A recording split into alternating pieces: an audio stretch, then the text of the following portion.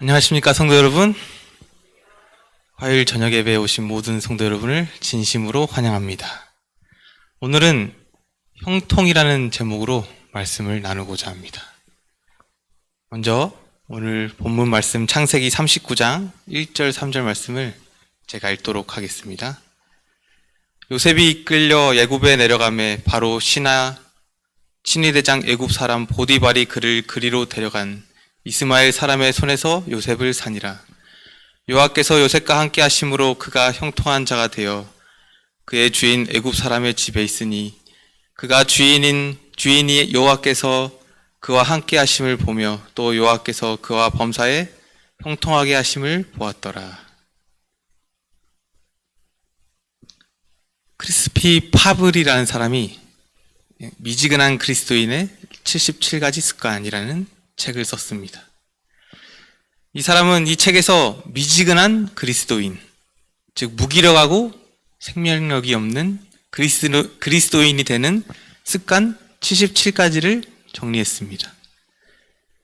그 중에 34번째에 이렇게 말했습니다. 그저 일이 잘 풀리도록 하나님께 나가는 습관. 일이 잘 풀리는 것을 한자로 뭐라고 하죠? 형통이라고 합니다. 우리가 참 좋아하는 단어이죠?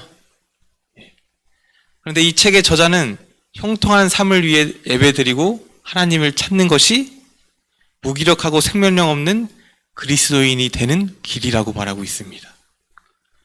이것이 도대체 무슨 뜻일까요? 형통만큼 좋은 단어가 없죠? 흔히 우리는 형통 앞에 만사를 붙여서 만사형통이라고 말합니다. 모든 일이 뜻대로, 원하는 대로, 마음을 먹은 대로 잘 풀린다는 뜻입니다. 그러므로 형통은 사람이라면 누구나 다 바라고 원하는 것일 것입니다. 그리고 하나님께서도 우리가 늘 형통하기를 원하고 계십니다. 그래서 성경에도 형통이라는 단어가 아주 자주 나옵니다.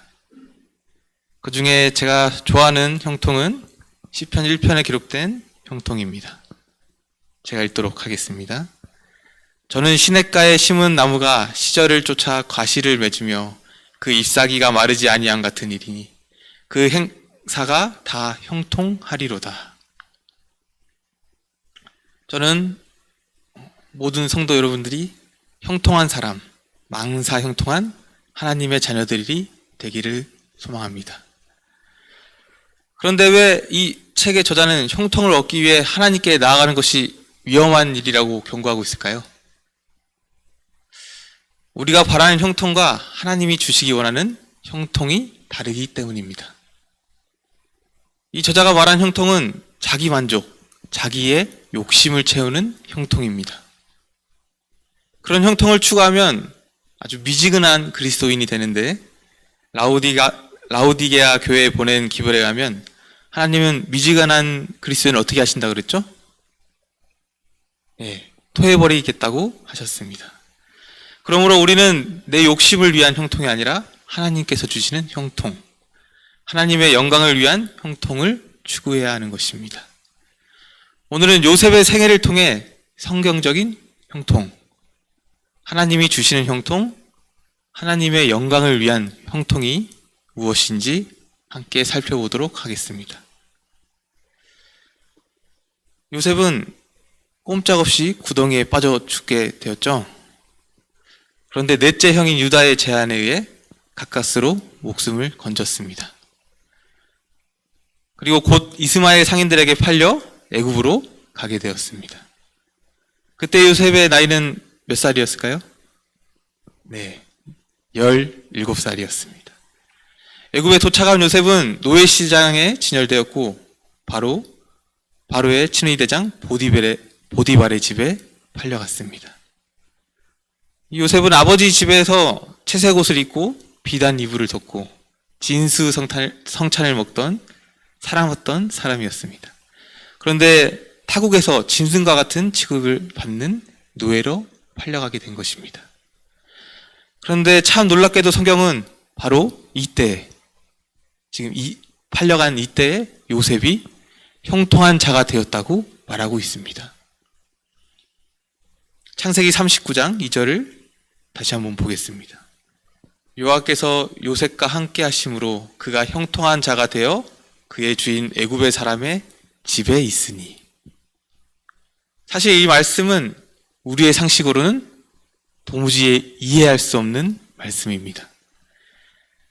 우리 생각에는 이 요셉이 집에서, 아버지의 집에서 편하게 지낼 때가 요셉이 가장 형통할 때처럼 보이죠? 예.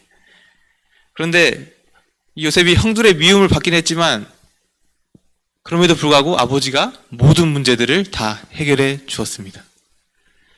그렇게 특별한 옷을 입고 맛있는 음식을 먹고 아무런 걱정 없이 지낼 수 있는 그곳에 있을 때 요셉은 형통한 게 아닐까요? 그런데 요셉은 지금 애굽이라는 낯선 땅에 아는 사람이라고는 한 명도 없는 그곳에서 한마디도 알아듣지 못하는 노예 신분으로 있습니다. 그런데 성경은 지금 이러한 곳에 있는 요셉에게 형통한 자가 되었다고 기록되어 있습니다. 우리는 이 말씀을 어떻게 이해해야 할까요? 우리가 보기에는 이 요셉이 최악의 상태에 빠져 있는 것 같습니다. 그런데 이러한 요셉을 두고 형통한 자라고 말하고 있는 것입니다. 도대체 성경이 말하는 형통은 무엇일까요? 성경적 형통이란 아무 걱정 없이 편하게 지내는 것이 형통이 아니라는 것을 깨달아야 합니다. 만일 편안하게 아무 걱정 없이 사는 것이 형통이라면 성경이 틀린 것이겠죠? 아버지의 집에서 편하게 살던 때의 요셉을 형통하다고 하지 않고 애굽의 노예로 팔려온 요셉이 형통한 자가 되었다고 말하고 있습니다. 요셉은 아버지의 집에 있을 때가 아니라 애굽에 내려가서 형통한 사람이 되었습니다.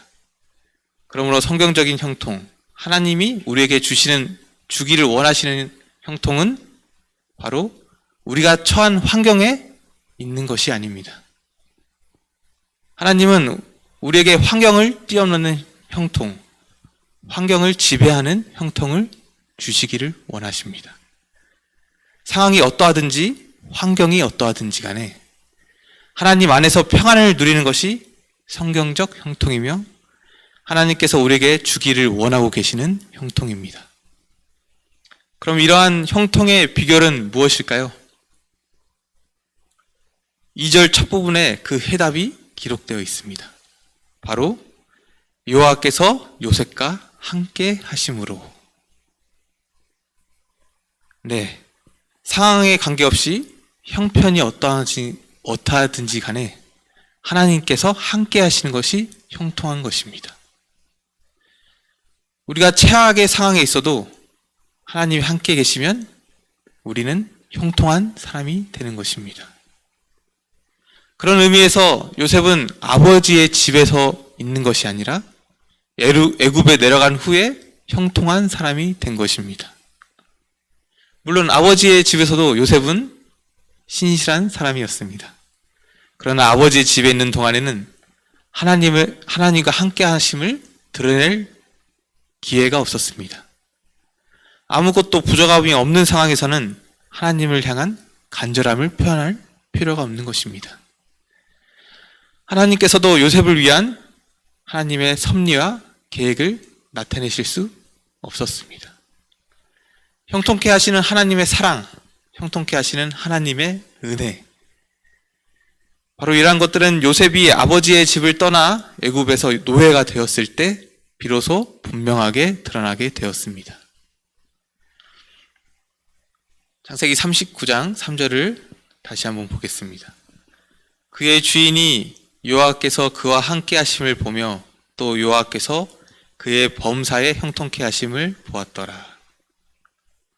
아버지의 집을 떠나 애굽에서 노예가 되지 않았더라면 요셉은 자신의 인생을 형통케 하시는 하나님의 은혜와 역사를 드러낼 기회를 얻지 못했을 것입니다.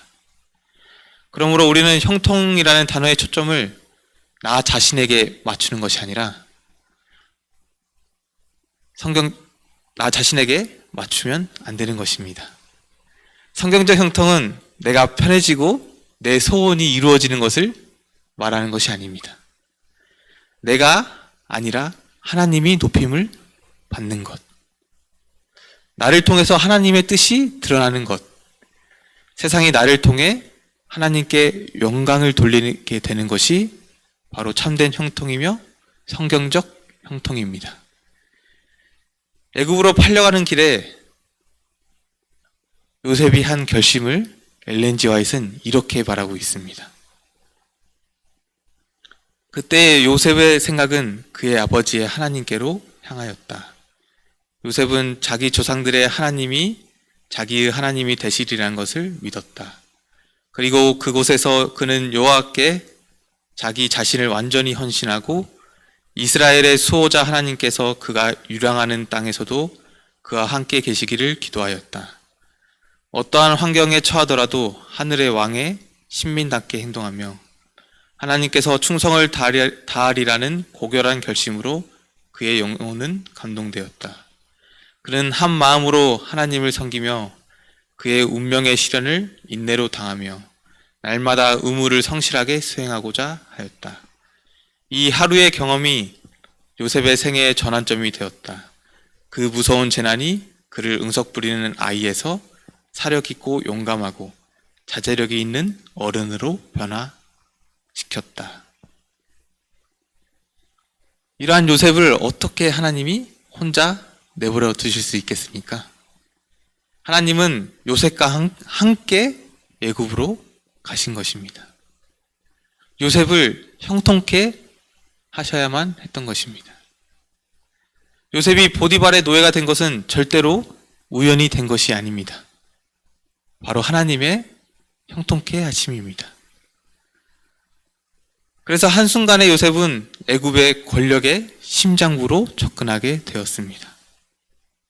창세기 39장 23절에는 바로의 감옥에 갇힌 요셉에 대하여 이렇게 기록하고 있습니다. 이는 여호와께서 요셉과 함께 하심이라 여호와께서 그를 범사에 형통하게 하셨더라. 하나님께서는 감옥에도 요셉과 함께 가셨습니다. 요셉을 형통하게 하기 위함입니다. 이것이 바로 성경이 말하는 형통입니다. 어디에 가든지 무엇을 하든지 환경이 어떠하든지 간에 하나님이 함께하는 삶이야말로 우리가 추구해야 할 형통이 것입니다.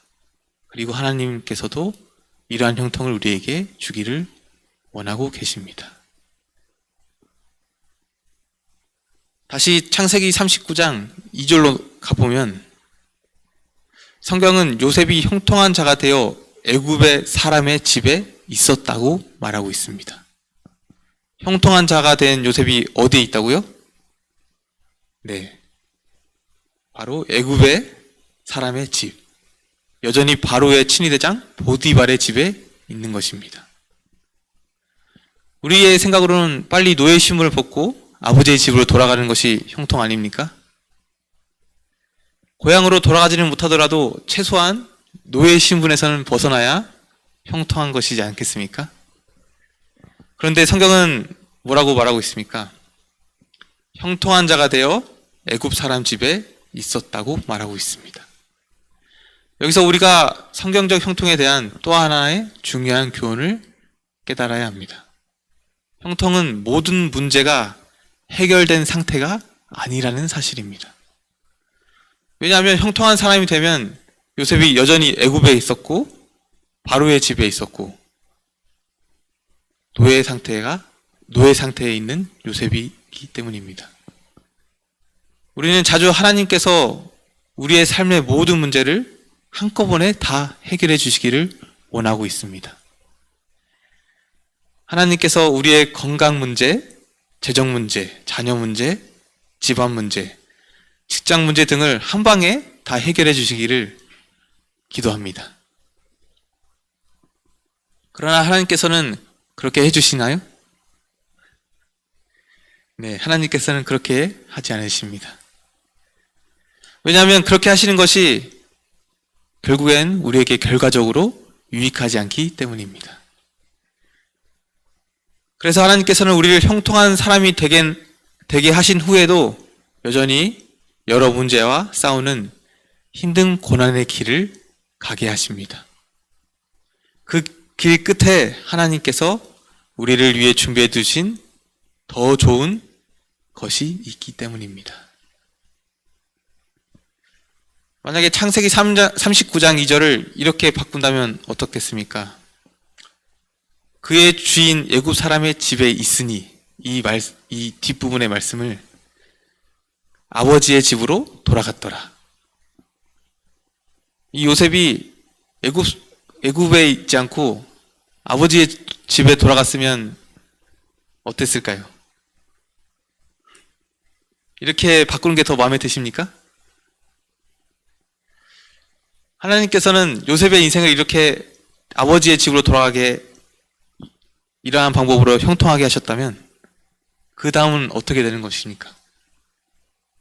요셉이 애굽의 총리가 되어 하나님이 주신 지혜를 온 세상에 드러낼 기회가 오지 않았을 것입니다. 극심한 흉년의 때에 이스라엘 집안 사람들을 먹여 살릴 방도가 없어지는 것입니다. 예수님의 표상으로서 요셉의 역할이 중단되고 하나님의 영광을 드러낼 기회 또한 없어지게 되는 것입니다. 그러므로 성경적 형통은 모든 문제가 한꺼번에 해결되는 것이 아니라 하나님이 주시는 힘과 능력으로 문제를 하나하나 극복해 나가는 것입니다. 환난과 고통이 없는 인생이 아니라 하나님의 도우심으로 힘입어 승리하는 삶을 사는 것입니다. 7번 넘어질지라도 다시 일어나는 삶입니다. 그러므로 하나님께서는 여러분의 삶의 모든 문제를 해결해 주시는 형통을 꿈꾸지 마시길 바랍니다. 그러한 형통은 없습니다. 하나님은 우리 앞길에 있는 모든 장애물을 제거하심으로 우리를 형통케 하시는 것이 아니라 그것을 딛고 일어서게 하심을 원하고 계십니다. 348장에 찬미가 2절의 가사를 한번 보겠습니다. 다들 잘 알고 있는 찬미가이죠? 이 2절의 가사는 세상에서 당하는 환난 고초 많으나 이길 힘을 주시니 더욱 크신 은혜라. 이것이 바로 성경적인 형통입니다. 환난 고초가 사라진 형통이 아니라 하나님이 주신 은혜로 그 모든 것을 이기는 것이 참된 형통입니다. 소년 요셉은 이 놀라운 비밀을 그때 깨달은 것입니다. 그래서 그는 신세를 한탄하거나 형들에 대한 분노에 사로잡히지 않았습니다. 아버지의 집으로 돌아가기 위해 도망치는 대신 하나님께서 함께 하시는 노예의 삶을 선택한 것입니다. 열심히 애국말을 배우고 익혔습니다. 아주 작은 일에도 신실하고 성실하고 정직했습니다. 남이 보든 안 보든 자기가 맡은 일에 철저하게 행하였습니다. 그리고 하나님을 믿는 자신의 신앙을 절대로 숨기지 않았습니다. 그 결과가 바로 창세기 39장 4절부터 6절의 말씀입니다. 요셉이 그 주인에게 은혜를 입어 섬김에 그가 요셉으로 가정 총무를 삼고 자기 소유를 다 그 손에 위임하니 그가 요셉에게 자기 집과 그 모든 소유물을 주관하게 한 때부터 여호와께서 요셉을 위하여 그 애굽 사람의 집에 복을 내리심으로 여호와의 복이 그의 집과 밭에 있는 모든 소유에 미친지라. 주인이 그 소유를 다 요셉의 손에 위임하고 자기 식료 외에는 간섭하지 아니하였더라.